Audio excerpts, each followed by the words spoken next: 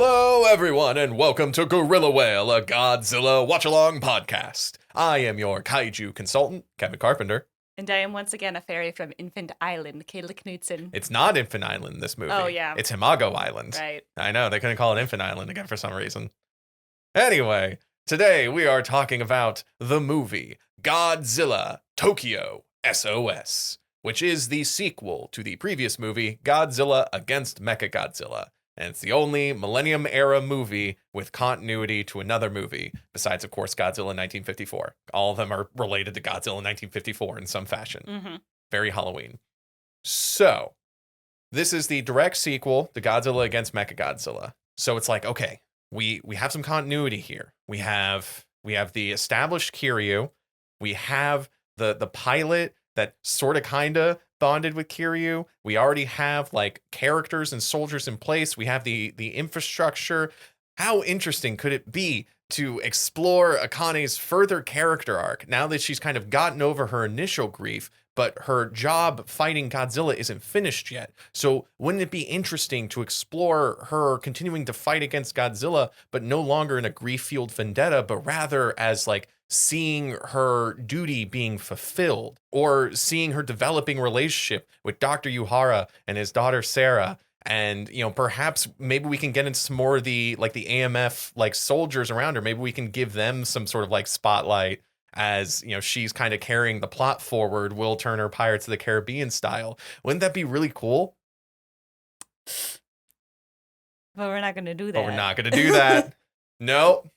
Akane's not the main character anymore. I don't know why. I have not been able to find anything for this reason. And it's not like they couldn't get the actress. She's in the movie. Well, it's possible that they couldn't get her for the length that they would have needed her. Mm-hmm.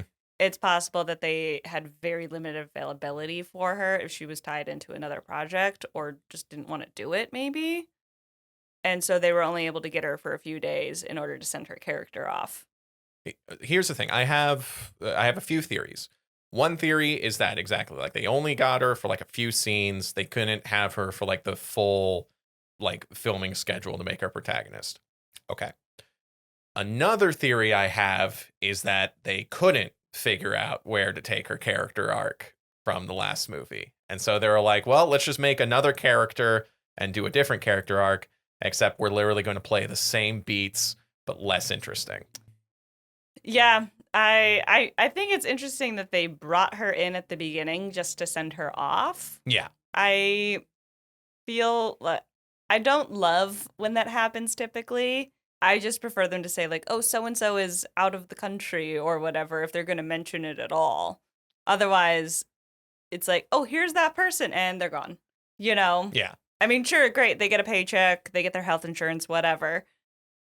But as an audience member, it just feels like kind of weird and clunky, especially because it's kind of just her and a couple of other guys get selected to go do advanced military training in the United States, and that never seems to come up at all in the movie again. No, it's a device to get them out of the movie. Honestly, it might have even felt better if we just zoomed in on like a portrait of her on the wall and a narration said that she is currently in the United States for like other training, you know? Yeah. Instead of like actually having her there. The issue with this, dear audience, if you're like, I don't mind it, is that it takes up time. And time is a very finite resource in a film.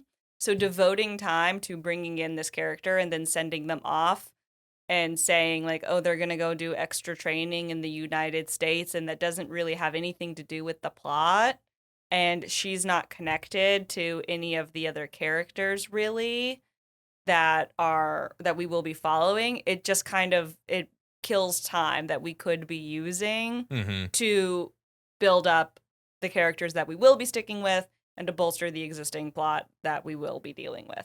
Exactly. So let's hop right into the historical context of this movie. Once again, we're in Godzilla year mode. We got to get this new Godzilla out before Christmas, so let's get right into it. So Masaaki Tezuka is back in the director's chair. He was the director for Godzilla vs. Megaguirus and the previous movie Godzilla against Mechagodzilla. Here's the deal, though. Tezuka is also writing this film as well. He's one of the writers. alongside one of the GMK writers, Masahiro Yokotani. So we don't have the previous writer here. We have Tezuka and a new guy that did a previous Godzilla film. Yeah. And supposedly Toho commissioned 4 story outlines for this next Godzilla film, and Tezuka thought they were all boring. So overnight, he wrote his own outline and presented it to Toho. And Toho was like, yeah, sure. We gotta get this out before Christmas. Let's go. Yeah. So Tezuka's a writer. Okay. Yeah, so now we have Godzilla Tokyo SOS, which follows nearly all the plot beats of the previous movie, except we took away the main character from the previous movie and replaced her with a much less interesting character.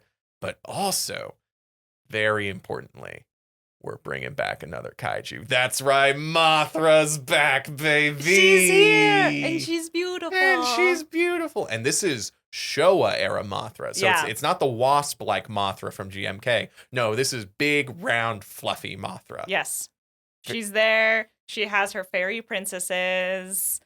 She's she's the same. Well, she's in the same Mothra line as the OG Mothra. She attacked Tokyo. They bring it up. They're like, this bitch attacked Tokyo, and it's like, yeah, what of it? Yeah. And she had good cause. She has a very interesting role in this movie too, which we'll get into it. Actually, before I start getting into the movie summary, any initial thoughts? I liked this one. Cool. Here's the thing. I said in the previous episode that I liked Godzilla against Mechagodzilla more than this one. Mm-hmm. And once again, the process of talking about it shaped my opinion of the movie a bit. I did not realize how mad I was about the lack of the Kiryu character motivation not being addressed. And then at least at the end of Tokyo SOS, they address it. Mm-hmm. So I'm like, okay, well, they fixed that. Plus, this movie has Mothra. So did I like Tokyo SOS more? And I guess I'll discover that as we talk about this movie. We'll find out. Yeah. Will Kevin like Tokyo SOS? Stay tuned. Will I like it more than the previous movie? It's rare that I jump into a movie and like, I liked it. Yeah. So let's do it. So a large, unidentified flying object is detected over Japanese airspace. 2 F-15s are sent to engage. But this isn't an unidentified aircraft. No, this is a very identifiable Mothra. Side note, I thought it was hilarious that they were like, the pilots are like, we're going to fire a warning shot. And it looks like they just shoot her. So I don't know how that's a warning shot. Like, I fired 2 warning shots into his head. Yeah. But that was funny. But yeah, she was great. She was revealed. They did not leave us. They didn't drag it out, but it was kind of a mysterious, fun reveal. And I like that we started off with immediately off the bat, here's Mothra. Yeah. Mothra's going to be in this. And they also get something right about Mothra in that Mothra, especially her Showa design, which remember, this is an offshoot of the primary Showa continuity that cuts off before Godzilla raids again, where this is the big, fluffy Mothra design. But the beginning of this film reminds us that Mothra is terrifying. Yeah. Even in the original Mothra film, Mothra is a big moth, but she destroys shit. Yeah.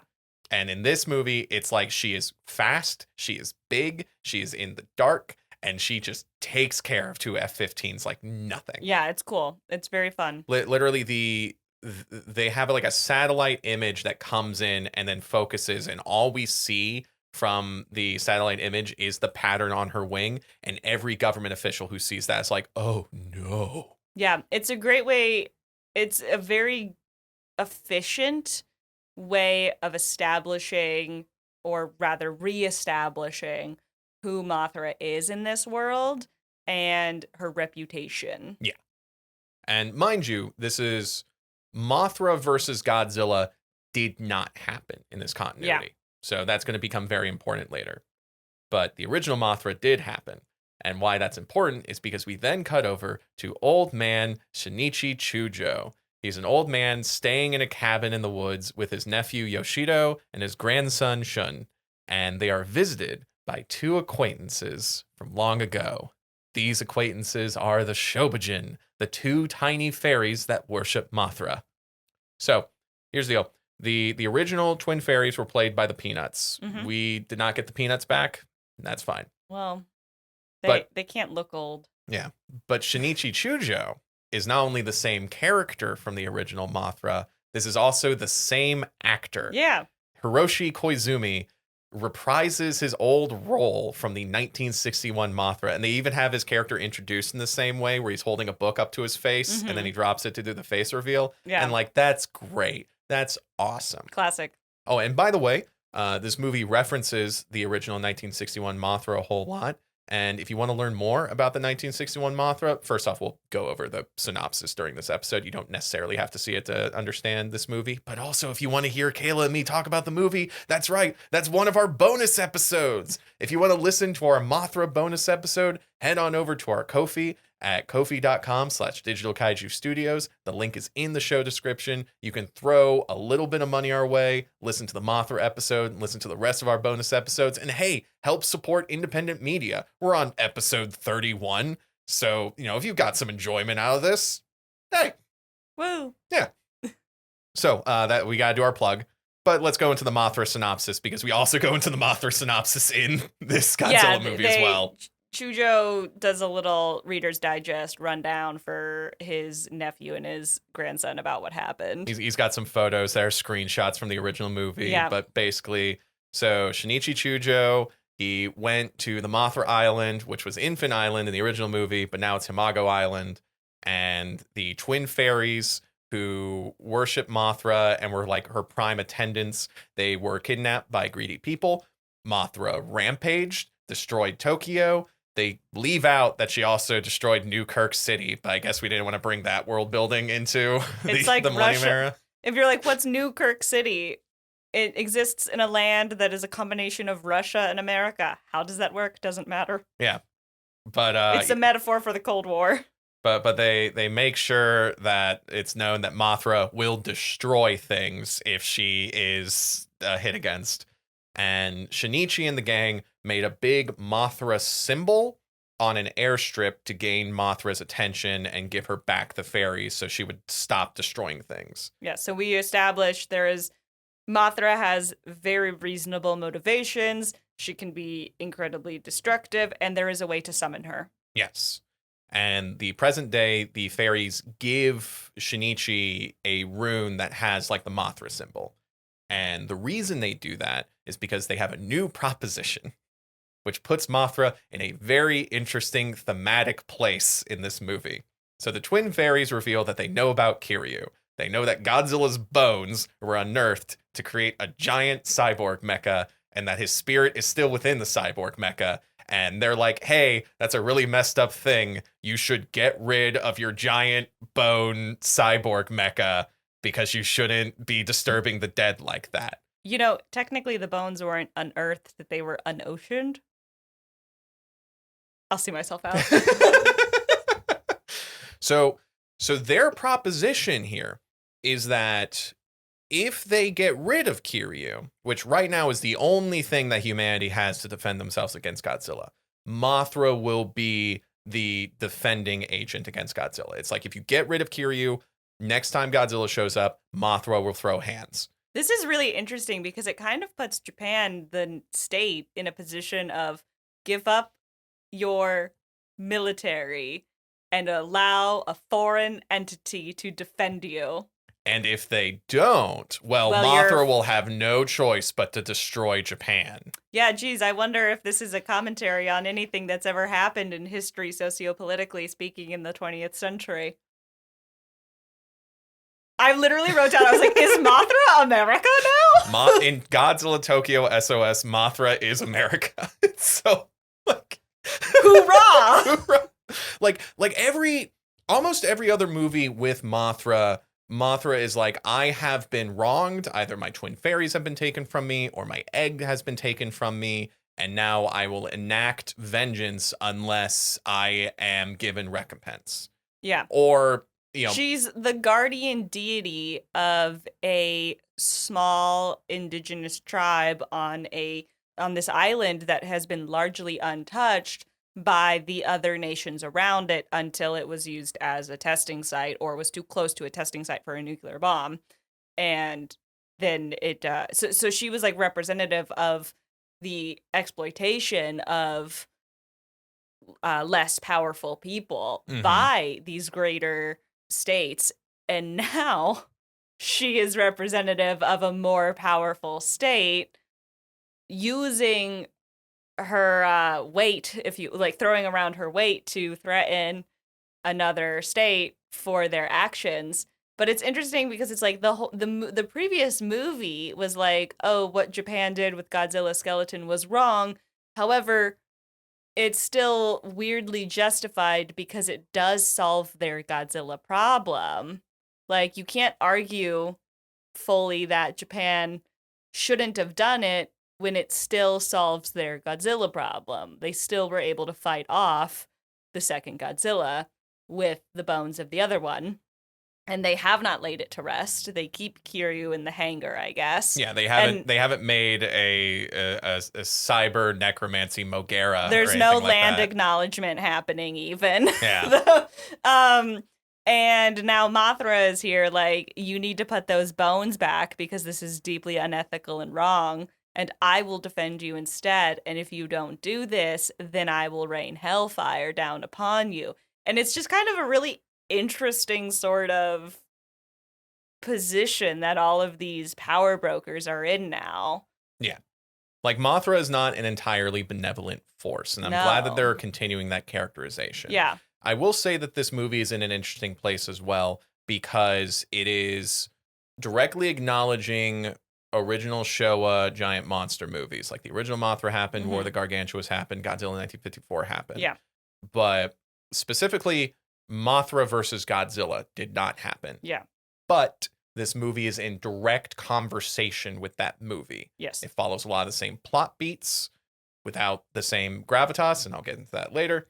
But also it has a lot of references to that movie as well. One of the references I very much enjoyed, and I got a laugh out of, was they do the same thing where, like, Mothra, this gigantic kaiju, is somehow able to very silently sneak up on people. And so then they hear the Mothra noise and they turn around and there's Mothra just on like a neighboring mountain. People don't look up. But yeah, people don't look up. But they do that exact same thing again that they did in Mothra versus Godzilla, and it makes me laugh every time. I mean, theoretically, it's not like she makes an engine noise. Yeah, but it's like her wings are powerful enough that the wind displacement can destroy buildings, and yet she can somehow incredibly silently land like right behind you without you knowing.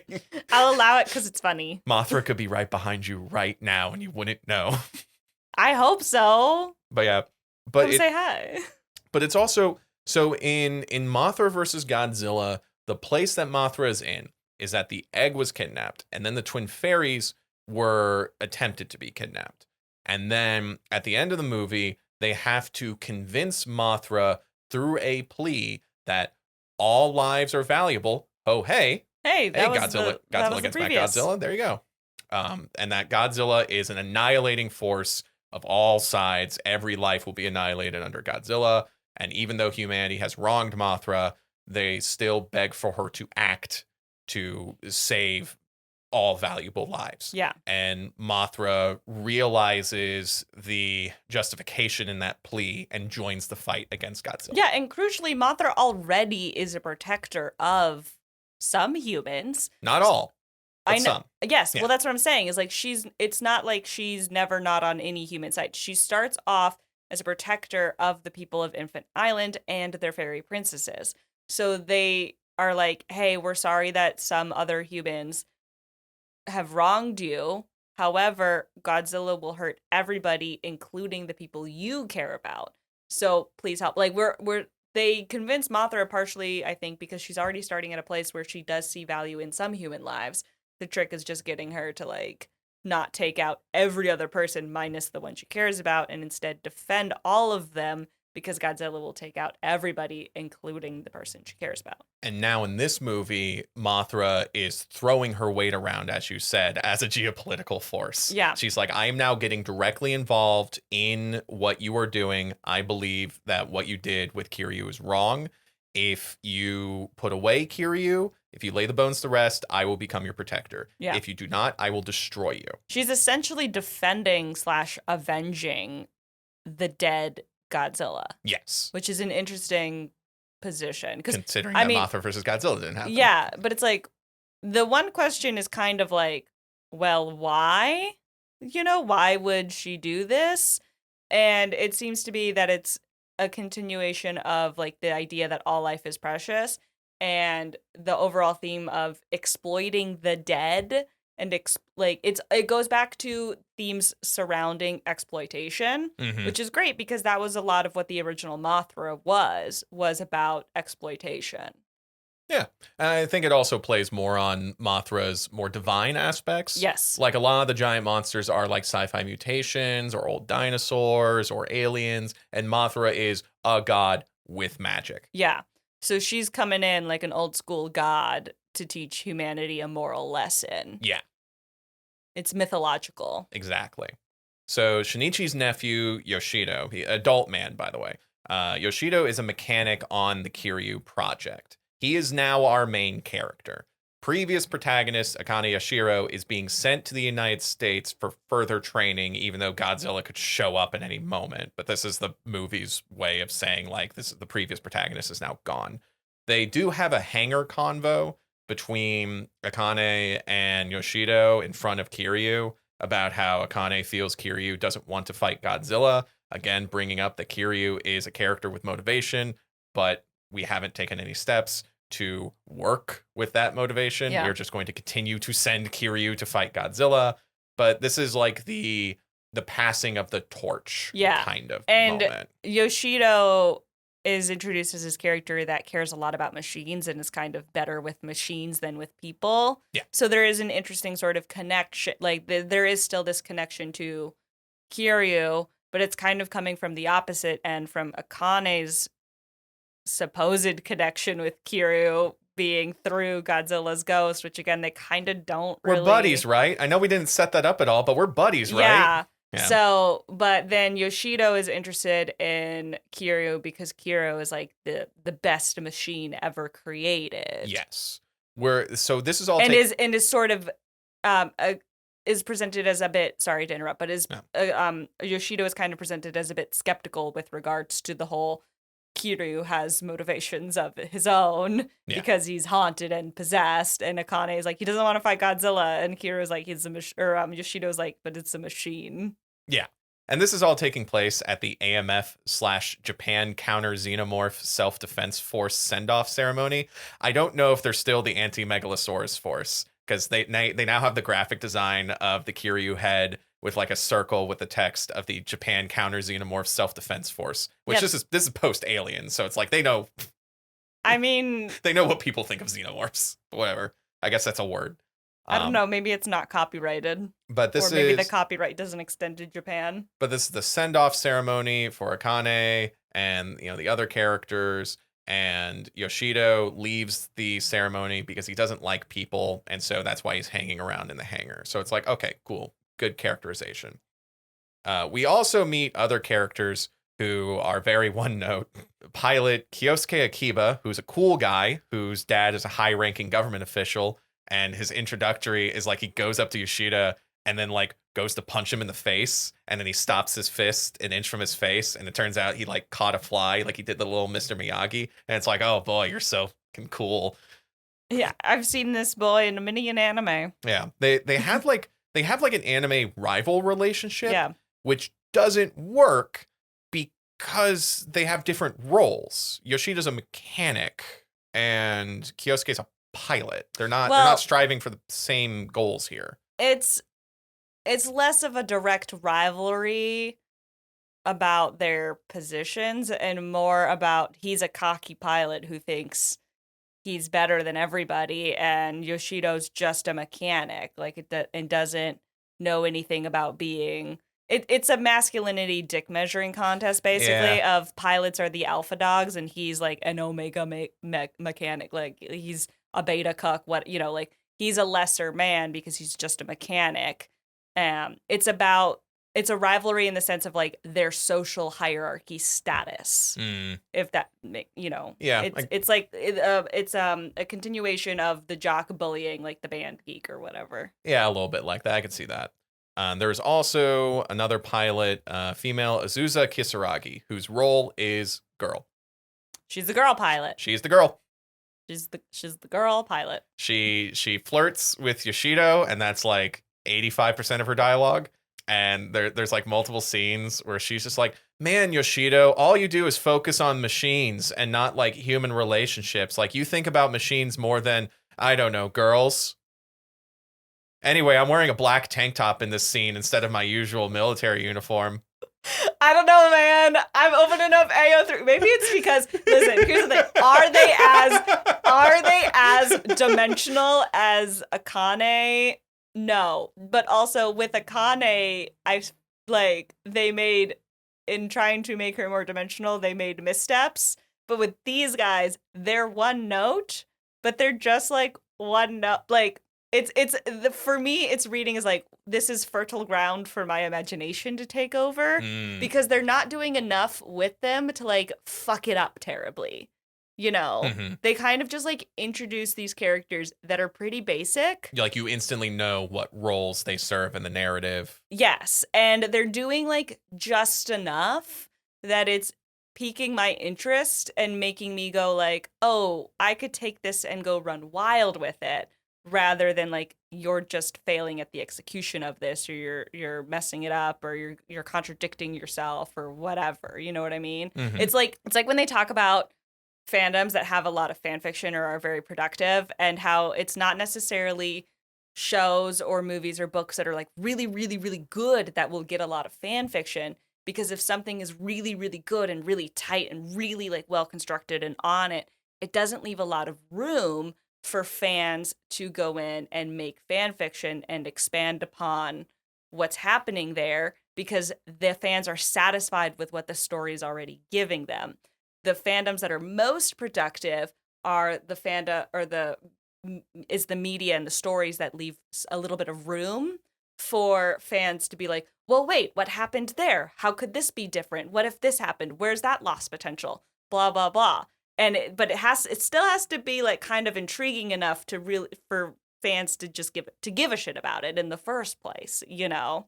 So it's either something that's like it kind of falls a little bit short of being 100% satisfactory, or it's something it's really good, but it still leaves like a lot of gaps maybe in its timelines or backstories for fans to explore. And that's what's happening with me on Tokyo SOS, is you're giving me just enough to pique my interest, but you're not giving I want a little bit more. I want to expand upon this. I want to give them backstories and motivations. What's happening here? You know? So that's probably why I like it, is that I'm looking at this and I'm like, oh, we could expand upon this. We can fill this out. So my imagination is doing a lot of work, I'll acknowledge. So answer me this then. Yeah. Is the difference between Azusa flirting with Yoshido and like no progress being made there, and Dr. Yuhara in the previous movie awkwardly flirting with Akane and not making any progress there, is the difference that Dr. Yuhara there is more to his character than Azusa? I think the difference is the social and gender dynamics that come with each ship.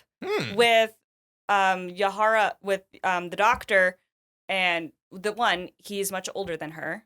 She's a younger woman. He has a daughter. So he is seeking this, to me, it's reading. And again, there are instances where this is fine and well executed. And we're not talking about like real life or whatever. I'm not coming after like real people. But it's an example of this older man pursuing this younger woman to be a stepmother for his daughter.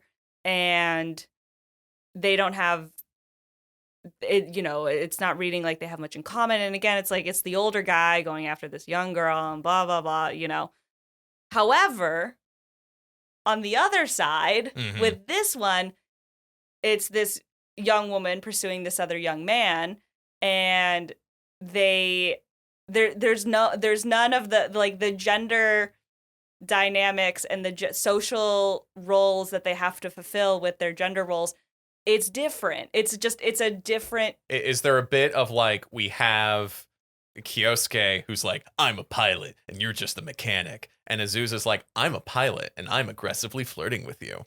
I mean, I think it's interesting. She's like, I want that hot nerd. She's like, I like this like hot, mysterious nerd guy who is not, she's presumably like, she's an attractive, successful young woman.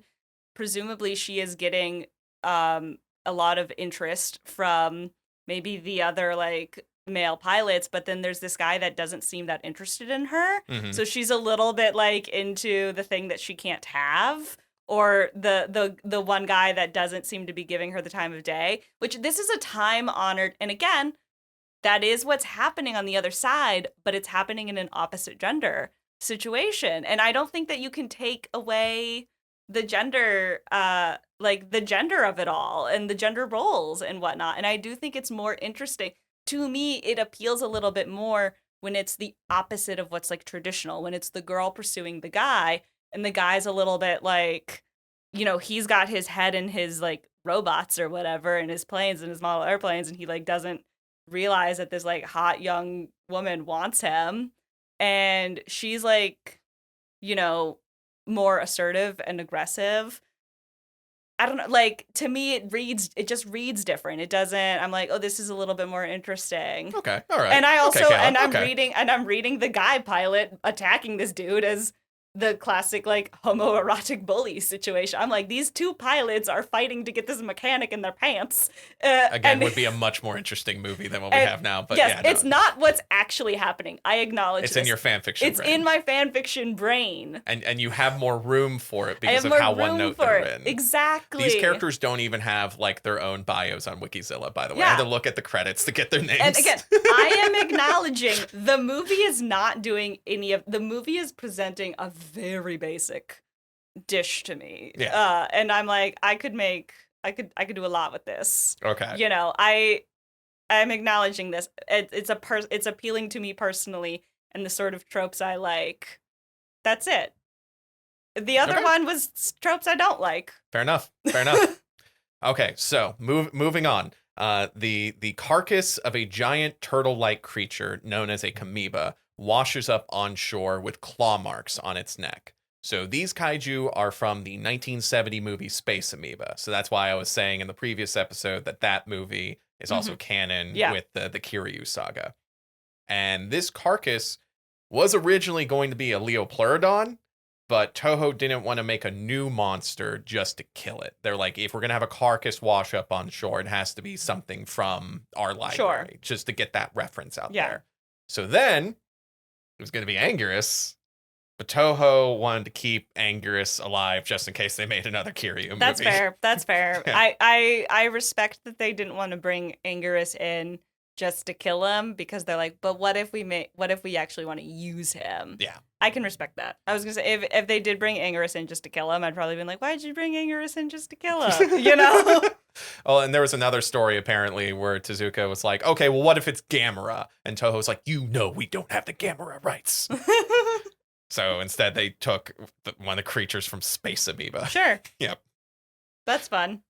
So people, it's like, oh, hey, giant turtle, claw marks on its neck. Maybe Godzilla's back. And sure enough, Godzilla's back. We cut over to a U.S. submarine off the coast of Guam, and we have a bunch of white actors whose English is the least robotic that I've heard in a Godzilla film. Like they got like there's still that twinge it's of still like weird. Like yeah. these are white people who live in Japan. But at least it sounds English enough. And then Godzilla just takes down the submarine, and it actually looks pretty cool. Yeah. Hopefully Akane wasn't on that submarine. Hopefully that wasn't a part of her secret U.S. training. Oh, God, that would be the worst. Just pull. Oh, man. I almost think it would have been better if Akane was on the sub or something, and we had a moment of Akane like going down fighting this Godzilla. Would that be better than her just disappearing? What could have been? Wow, that's something right. Interesting to think like about, it does something. It does something with the character. Like it kills the character, but it does something with the character. Yeah.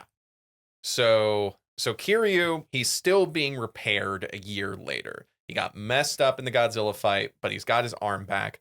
But crucially, the absolute zero cannon is non-functional.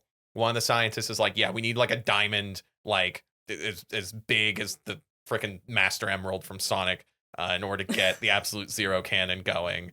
And they don't actually make a Sonic reference in the movie. I just couldn't.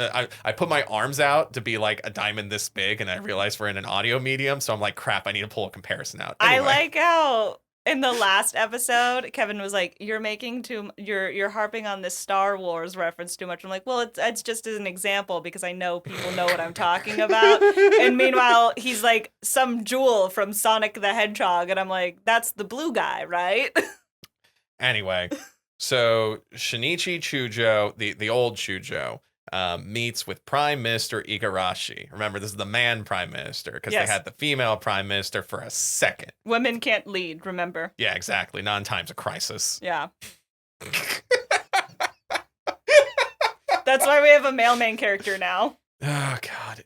So Shinichi Chujo is like, hey, the Twin Fairies showed up. You know me. The Mothra instant happened. You know, like we're in a rare moment in Mothra canon where someone's like, hey, Mothra will destroy this place if we don't do something. And everyone's like, oh, we know what Mothra is. Yeah. But even then the Prime Minister is like, well, we've already sunk so much money into Kiryu, especially with these repairs. And like, you know, like, which is if Mothra can't take care of Godzilla, then we kind of need to keep Kiryu around. It's a very fair stance for him to take, a very realistic and believable stance.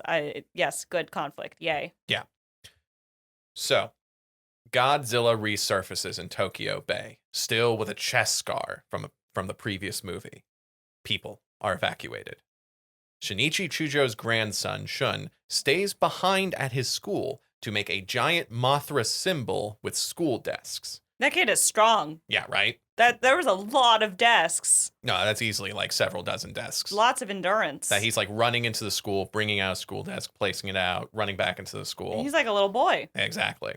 And so Shinichi Chujo, old man having to run through the streets, probably not fun for him to shoot. His knees. I know, but he finds his grandson and he realizes what he's doing, and then Mothra is called.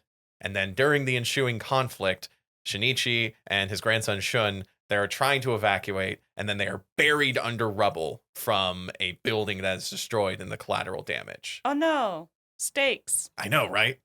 Yay. So then Mothra fights Godzilla. Sorry, I just love that. Yeah. So the fight here kind of hits a lot of the same beats as Mothra versus Godzilla, which is a little boring to me.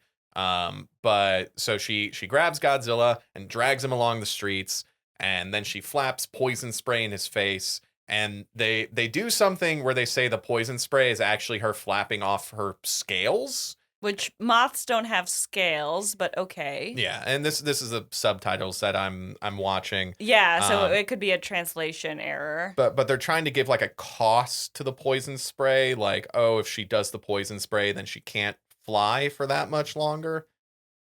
Oh no, it doesn't really come into effect that much. It was just a weird like dialogue that they threw in there. I'm not opposed to the idea of there being a cost to her poison spray. Mm-hmm.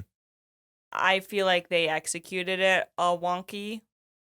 Well, and speaking of costs, at one point Mothra just flies right into Godzilla's face, and then Godzilla bites off one of her legs. I'm like, ooh, there we go. That's the kaiju combat I'm looking for. So Mothra begins losing. So it's really good. They didn't get rid of Kiryu.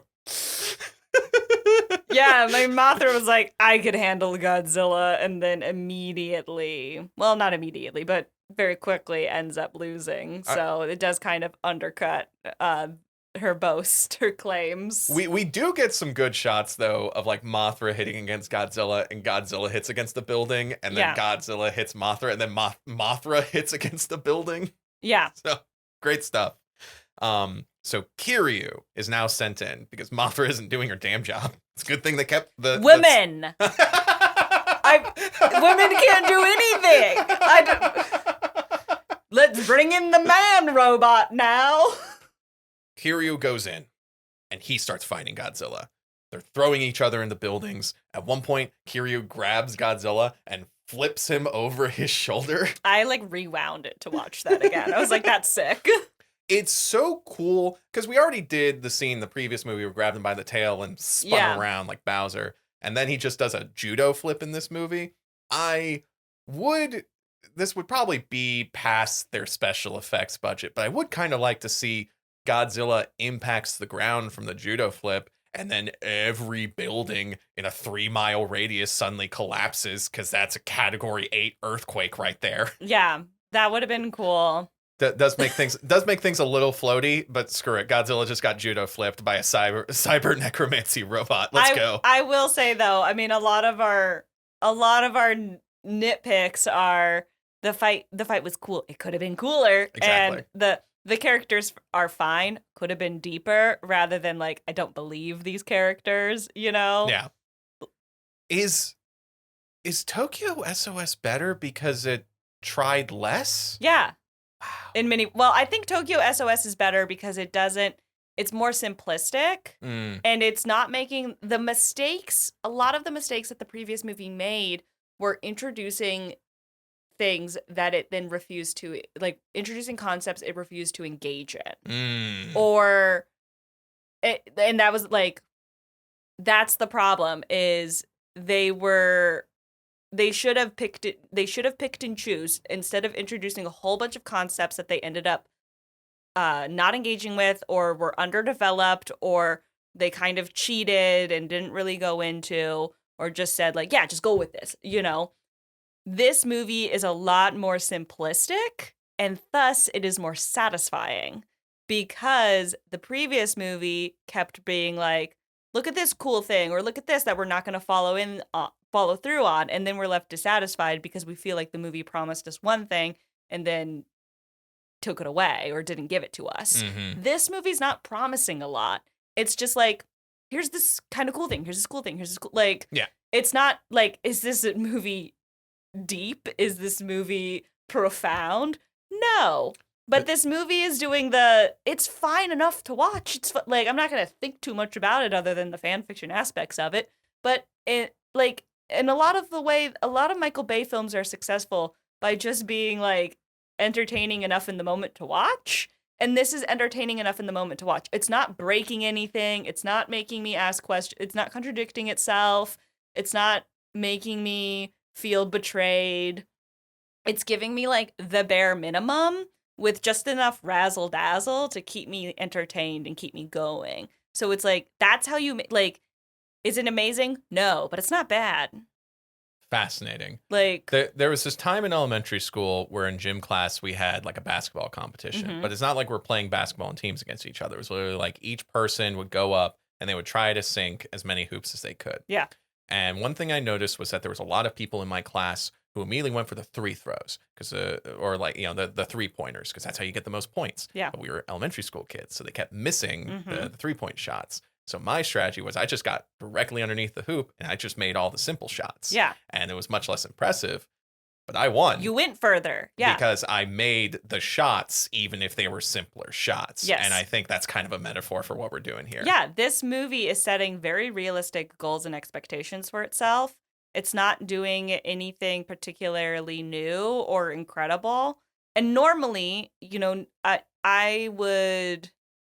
And here's the thing, like I've said it before and I'll say it again, I respect big swings. And I normally hate it when a movie like won't take a big swing and is dripping in cowardice or whatever. I don't think this movie is dripping in cowardice.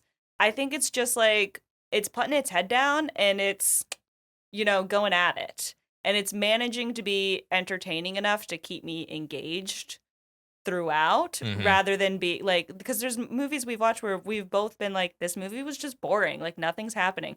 But this movie's moving at a quick enough click that like we're moving and we're grooving. Like we're repeating some plot points from older movies, but it's been a while since I've seen some of those. The previous one did the exact same main character trick and setup as the one right before it. Yeah.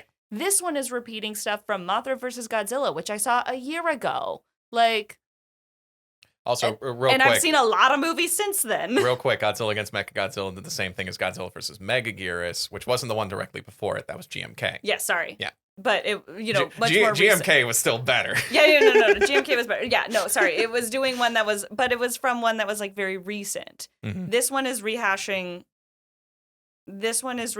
tricks from movies that were decades ago. Mm-hmm. Yeah. And it has enough updated effects and camera work or whatever that I'm like, yeah, sure, whatever. We're moving, we're grooving. We're not. It's not boring necessarily. This is both Godzilla against Mechagodzilla, but there's a Mothra, and also Mothra versus Godzilla, but there's a Mechagodzilla. Yeah, and it's mixing. It's just mixing it up just enough that I'm like, okay, cool. Yeah. And I think the inclusion of Mothra makes it a lot more palatable because we went after Godzilla 2000 for being a bog standard Godzilla film. Yes, but we did. The issue was Godzilla 2000 also had a lot of like the sound design was bad, the music was bad, the pacing was bad. Like they swung low and they still didn't make that swing. Yeah, this one is meeting its marks. Yes. It's meeting its basic marks that it needs to meet. And so we're like engaged, we're good, it's fine. And we're also getting a conclusion to the setup of Kiryu is a haunted robot. Yes. Haunted cyber mech. Yeah. Yeah. We went into the terminology argument in the previous episode. So for plot reasons, Kiryu does not have the absolute zero cannon because that's a win button. So instead, Kiryu has the Type 4 triple hyper maser cannon, which shoots out of his chest and also his mouth, and it's a cool special effect. It's not as powerful as the absolute zero cannon, but it still like does the job. And there is there is an in-story reason and justification for why it doesn't have the absolute zero. Yeah. It needs a synthetic diamond that is incredibly expensive to synthesize and maybe doesn't already exist. Mm-hmm. So it's a resource problem. I think there's something in this movie presenting costs. Yeah. Because Godzilla has the chest scar. Kiryu no longer has the absolute zero cannon. Mm-hmm. And there is also a segment in the movie where they talk about the city where Kiryu and Godzilla fought is still under reconstruction. Yeah. Like consequences make the film more believable. So even again, like we've talked about, even if it's not doing anything incredible, it still is like we're still buying into it. Yeah. You know what was another movie that carried on Godzilla consequences? Godzilla versus Biollante. Yeah. Yeah. And that was one that we liked. Yeah, we loved that one. Yeah. So at the end of the fight, well, the end of this portion of the fight, because the actual like fight that contains Mothra and Godzilla and Kiryu like has several stages, but takes up like half the movie. Like this is a long it's a long sequence. fight. Yeah. Godzilla's on the ground.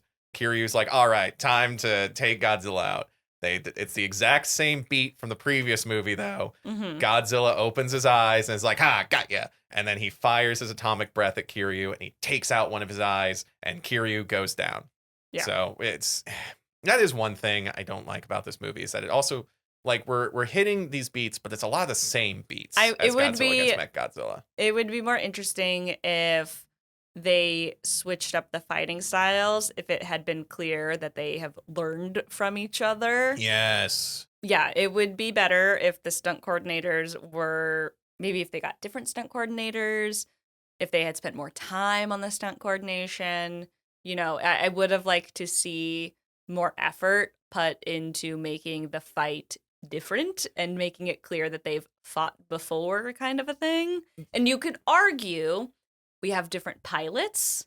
However, I feel like it would not be unreasonable to assume that whatever the new pilots are thruple is in your head. Yeah, they're my not head. a thruple in my this head. Movie. I feel like it would be very reasonable to assume that the new pilots have studied the old fights and should be able to counter Godzilla better. So that is a weak point in the movie.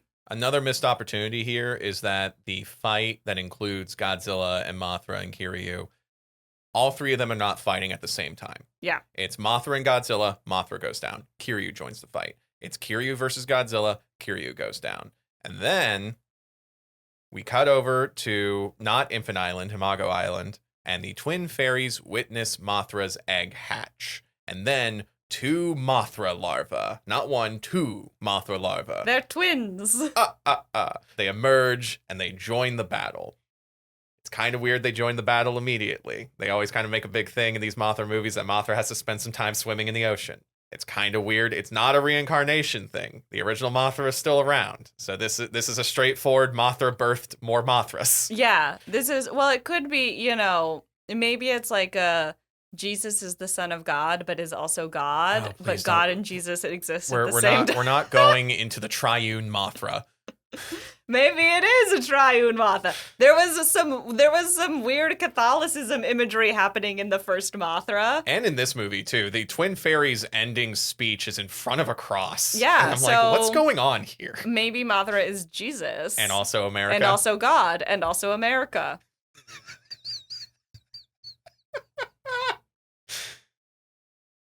One thing I do want to get into, though. So the twin Mothra larva coming from the egg is the same twist from Mothra versus Godzilla. Mm-hmm. The issue is, though, is that it was much better presented in Mothra versus Godzilla. Because in Mothra versus Godzilla, which you can listen to our episode on that, by the way, if you're just joining us for this episode. Yeah, we'll go back. We did that one. It's we did that one. Wherever you can find podcasts. It's not even a bonus episode. You can just go back and listen to it. It's free. Yeah, I mean, still listen to this one, of course. Yeah. But anyway, so it's the beginning of Act 3. Mothra is down. Godzilla's back to rampaging. All hope seems lost. And then the egg emerges. And then it's not just a Mothra larva. It's two Mothra larvae. And it's like, oh, this is the turning around twist. Of course, Mothra can just have two larvae because she's magic. And it's a fascinating spin on it because one Mothra larva wouldn't be a match against Godzilla, but maybe we have a chance with two. Yeah. But in this movie, it's like, hey, remember Mothra versus Godzilla? Yeah. They're like, oh, by the way, there's an egg and it's hatching and it's got two of them and Mothra is still alive. So it's not that they are being triggered by Mothra's death that just happened. They're now coming to help. However, Mothra does still die. Yeah. No, the larvae come in and Godzilla fires his atomic breath and Mothra blocks the shot. Yeah. And then lands in front of the larva and the larva is sad and they see Mothra like die in a Mothra shaped fire cloud. It was beautiful. It was beautiful. She died and she was beautiful. She went all Jeanne d'Arc. So now it's the larva. Oh my God, she is Catholic. God. Mothra died for our sins. She died in a fire like Jeanne d'Arc. She burned. So the larvae have their turn. They're crawling through the city, and we get this one shot that's very funny, where a larva like comes around a building and fires some silk at Godzilla, and Godzilla turns around. The larva just kind of inches back behind the building. The larvae are always a little goofy. The silk thing is always a little goofy. I'm charmed by it. It's fine. At one point, they bite Godzilla's tail, and Godzilla's trying to shake them off. Yeah, it's a little silly. We're playing the hits. Yeah, we're not really getting any new larva combat. No. This like we've said, this movie is playing the hits. It's not too deep. It's silly, but it's still like coherent in its themes. It's still, even if its filmmaking is repeating a lot of basic moves, it still has actual sound design that's happening. There's no awkward like moments where there's no music and there should be. It's competently made. The impacts sound like impacts and don't have that Godzilla 2000 like plapping sound. Yeah. So I feel like this is the movie that they should have made after American Godzilla when they wanted to make, a new Godzilla that felt like Godzilla and reintroduced it and was like washing the aftertaste or whatever. This should have been, this is what Godzilla is. And it's a, not pastiche. What do you call those things where you take a palette bunch of cleanser? No, a bunch of like magazine clippings and then you put them onto collage? A board. Collage. Yeah. This is a collage of the Godzilla hits. Yeah, like it seems like this is kind of what they wanted to achieve with the other one. Yeah. Like we've said, it's not reinventing the wheel, but it's making a nice wheel. Yeah, by God, they're hitting the beats. Yeah. I will say I didn't like the editing of this movie that much. Oh, with all of the weird zoom stuff? There's some weird zoom stuff, but also there's just some like weird bits, like near the end of the movie, at the climax, Kiryu's back in the fight, fighting Godzilla, and then we cut over to the larva shooting the silk spray, and it's like, oh, are you still here? Yeah. Some of the cutting in the movie is a little weird, some of the editing, the zooms, whatever. I take that I took it as kind of, as some of it I think is a little bit of the style of a lot of like Japanese films. Like they do love those extreme like quick zoom ins and quick cuts and zoom, quick cut, zoom. Yeah. Like this happens a lot. So it's kind of it's a Japanese signature. And then, yes, there were some other ones where I'm like, this is just a weird cut. Yeah, there's some aspects of the movie that get lost when we like go over the plot beats and all that. And I do think that the editing of this film was a bit like choppy, and I'm like it did throw me off a bit. Yeah, a lot of times I will be describing the events of this film like this is awesome, and then I remember watching the film, I'm like this was not presented well. Yeah, the cutting is a little. I'll give you that for sure. Yeah. So meanwhile, Yoshido, the human character. So Yoshido. He finds Shinichi and Shun. So Shinichi is the old man. Shun is the young kid. Yoshido's the mechanic. He finds them underneath some rubble. They're all right. They're fine. They're bleeding, but they're alive. Okay, cool. So then he goes over to the fallen Kiryu cyber ghost mech, and he climbs inside to fix it. So it's the same beat from the last movie. Yeah, I think Godzilla against Mechagodzilla is a rehash of Godzilla versus Megaguirus, and then Godzilla Tokyo SOS is that same rehash, but they tweak it a little bit to be better. Yeah. That's my I'm just gonna say that's my statement here. Yeah. I think it's working better. Yeah. Well, I think this part is cheaper though, because as little interaction as Akane had with Kiryu, at least she piloted a damn thing. Yoshido. That's true. Yoshido had less interaction with Kiryu. Yes, but he is also a mechanic. Yeah, I guess he was in its guts. So I don't know. Anyway, I mean, both of it is like a little flimsy, but they're just coming at it from different. Both of them had opportunities to engage more with Kiryu, and we do know that. Didn't. I mean, we do know from the beginning, like Yoshido talks a lot about Kiryu and is like, Kiryu is amazing and blah blah blah and this and that. Yeah. So we can extrapolate from that he has studied and he worked on Kiryu. Like he did, I think they said that he worked on it. Yeah. Because they were at one point they're like, you're off duty now. Don't worry about it. Blah blah blah. Yeah, he's shown working on it. But yeah, I mean they it goes down, so they gotta repair it from the inside. Because how else are you supposed to repair it? Like it's repeating a beat. I don't have a fix for it. Yeah, it would be don't write this. It would be write something different. Yeah, It don't follow the exact same rhythm as the previous movie. But I will say they do something interesting here. Yes, Akane climbed into the mech to pilot it. Yeah, Yoshido climbed into the mech to fix it. So he doesn't need to stay in the robot. No. But he can't get out. But he can't get out. But he can't get out. The hatch is broken. Yeah. And now we are presented with a STEM guy making a sacrifice play to take down Godzilla again. The pilots call into his communicator and they're like, is it fixed? Are you free? Are you out of the way? And he knows he can't get out. And it's his girlfriend. Yeah. What's her face? I love these characters. I don't remember anybody's name. Azusa. It's Azusa calling to be like, are you out? Are you out? And he's like, yep. And you see him hesitate. And this is what I enjoy is like you see like he hesitates a little and then he's like, I gotta do this. I can't get out. I can't let them hold. They're going to hesitate. They're going to hold back if they think that I'm in here. So I'm going to lie. I'm making the sacrifice and make the sacrifice play. And I like that. So like I said, he's not a very deep character, but this is adding some depth to him. Okay. So the mission continues. Now Kiryu is moving. Yoshido is stuck inside the Kiryu. He's getting knocked around a little. He's getting knocked around. It's very kind of funny. So Kiryu fights Godzilla once more, this time at the National Diet Building. So we get that wide shot of Godzilla facing Kiryu, and the National Diet Building is between them. And then during the fight, Yoshido is thrown around and then knocked unconscious inside the Kiryu. And we have the exact same beat as the previous movie, where he thinks about all the other people in the movie. And we even have a scene of Akane doing the exact same thing in the Kiryu robot. Yeah. So the movie is reminding you, we did this. Yep. We did this exact same thing in the previous one. Yep. So funny. And then he wakes back up. But he doesn't really need to wake back up because he's just along for the ride. Akane needed to wake back up to pilot the robot. Yoshido doesn't. No, it's just we're supposed to be invested in the character, so we want him to like wake up, you know.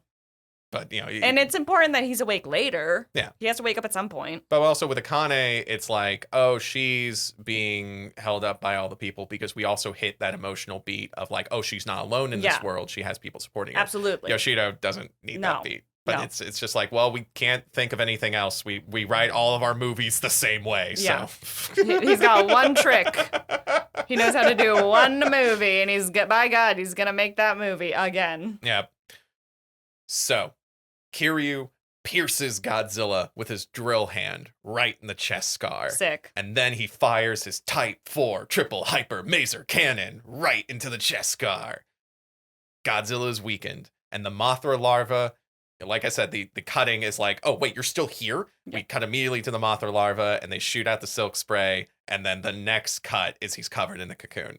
I feel like they did this better in the 60s. I'm just going to say that right now. Yeah, the whole thing, the pacing around the Mothra larva and kind of the whole rhythm of that, it just needed to be recut a bit. Yeah, but I think they needed had to it. get this movie out before Yeah, Christmas. They had with it. Hamtaro. Yes, with Hamtaro. They had it and they sort of shuffled it around a little, and they needed to fix that. They just needed one more pass at the edit, I think, but they didn't have time. So Godzilla's cocooned. He's on the ground. He's been hurt. Kiryu's standing above him. He's about to lay the finishing blow, and then he stops. And we see a line underneath Kiryu's still functioning right eye shine red. Like Kiryu is crying blood. Incredibly anime. Yeah. And then the spirit of Godzilla 1954 takes over once more. And everyone's like, oh, right, this was a problem that we never solved. Yep. We were just kind of hoping that it wouldn't happen again. And it worked for a bit. I'm still mad. Yeah. So at least we get an ending to this character arc because Kiryu grabs the cocooned Godzilla out into the sea, breaking his programming because apparently 54 Godzilla was just playing the long game at this point. Yeah. And he flies out, ready to sink them both into the Japan trench. However, Yoshido is still in the robot.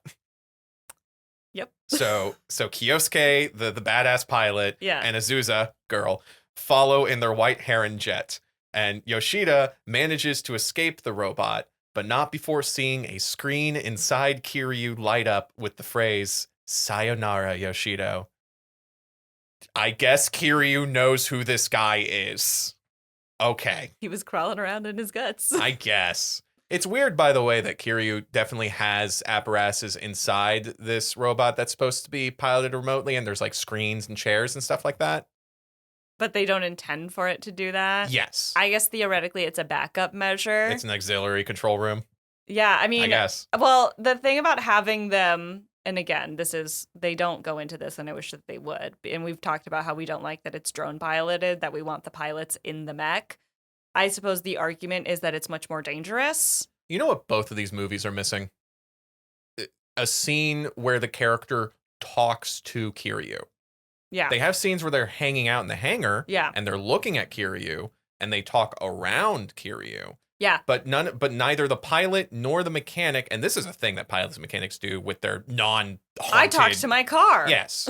There's never a scene where they're just hanging out in the hangar looking at Kiryu and they talk to Kiryu. Yeah. And that's all you need. Or a scene where Yoshido is like working on Kiryu. Even when Yoshido is trying to repair Kiryu in the middle of the battle, talking to Kiryu, like, come on, Kiryu, like, something like that. We get that. We'll take crumbs. We've made it very clear with this movie. We like it because it's giving us crumbs. Yes. And Godzilla against Mechagodzilla, that's the line we get when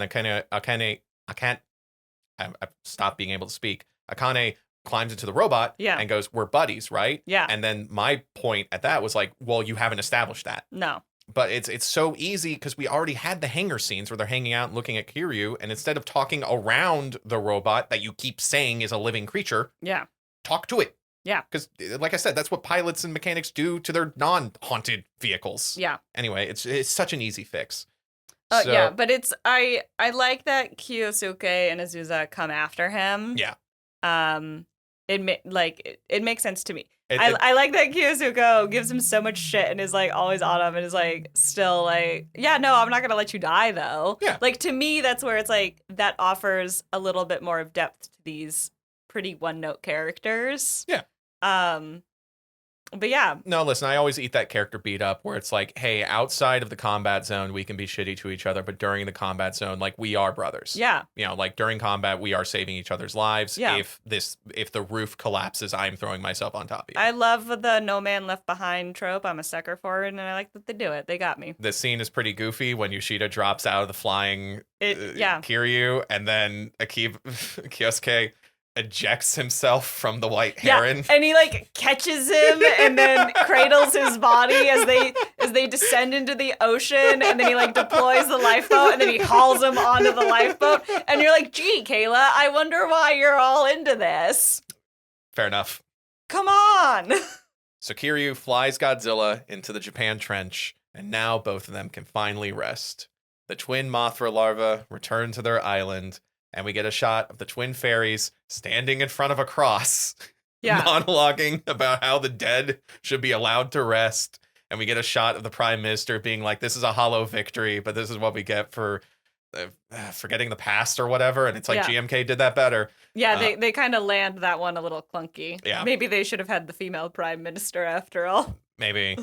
And then in the after credits scene, several tanks are holding the DNA of kaiju, including the original Godzilla. Ooh, sequel teaser, whatever. Which we never get. I will say, the book Godzilla Tokyo SOS Super Complete Works contains drawings for a speculative sequel where the Godzilla DNA is used to create a bunch of different monster mechas, such as Baragon, Varan, Gorosaurus, Kumanga, and others. Fun. So there would have been like sort of a destroy all monsters, but of the mechas. Of the greater Showa-verse, and they're all cyber mechas. Yeah. Cyborg mechas. So, cool. Yeah. Necromechas, if you will. Necromechas. And also, I just want to say that this movie opened with Hamtaro Ham Grand Prix. A Grand Prix, whatever. Yeah. Sorry. Anyway, so yeah, that's Godzilla Tokyo SOS. And once again, through talking about this movie, I'm like, I have a better opinion of this movie now. I will say that during this movie, like I felt the need to like look at the time tracker and see how much time we left on the movie. Okay. And that's usually a sign that I was not enjoying it while I was watching. So I'm remembering that. And I think it's because it's like, oh, we're rehashing the same bits. Yeah. I think you liked the one-note characters better than I did. But also, like, you know, you see this as the collage of the Godzilla hits, and it's like, okay, they at least did this better than Godzilla 2000. Yeah. You know, at least when they presented the swings, they followed through on them. I think a big thing with the Millennium Godzilla movies, honestly, is that none of them are really sticking out to us as particularly great. We have a lot of problems with them. And it's interesting because the Godzilla Millennium movies are a direct response to the perceived failures of the American Godzilla 1998 movie. So it's kind of like Japan said, you did this wrong. We are going to do it right. And yet we have yet to really love any of these new movies. Except GMK. Yeah. Like, but the other ones, it's a lot of like misses that are happening. And this one it's not great, but it's not crashing or dropping the ball. Like the previous one tried to do more, like Godzilla against Mechagodzilla tried to be more interesting, but it dropped the ball a lot. This one's not really it's not doing anything interesting, but it's not exactly dropping the ball would be how I would put it, you know? So I think in contrast, for me, that's part of why I'm a little bit more like, oh yeah, I like this one a little bit more. Because GMK was the only one that really stood out, and a lot of the other ones are rough. Yeah. Or have been like kind of rougher. I think when, you know, we talked about GMK, I'm like, I really like this movie, but also it takes such big swings that I wouldn't recommend as a first movie. No, it's not a first viewing movie. If I had Godzilla Tokyo SOS on DVD and like I didn't have Godzilla 1954 available, I'd be like, yeah, this is a Godzilla film. Yeah, I feel like if you're not going to start with Godzilla 1954 if you're just showing this to somebody.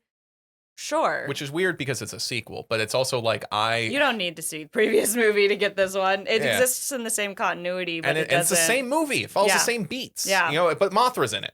Yeah.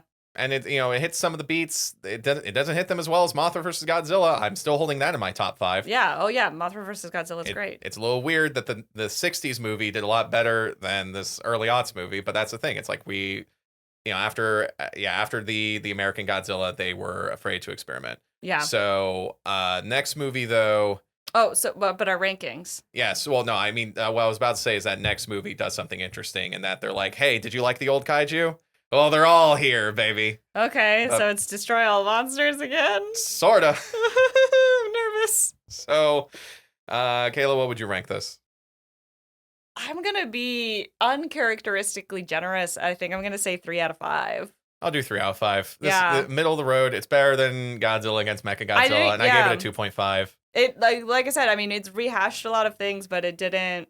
What it did, I was like, yeah, it's fine. Like It's the opposite of Hedorah. Hedorah did a bunch of big swings, had a bunch of really cool stuff, had a bunch of misses. Yeah.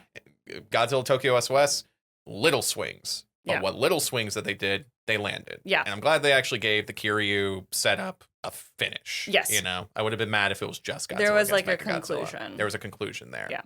So.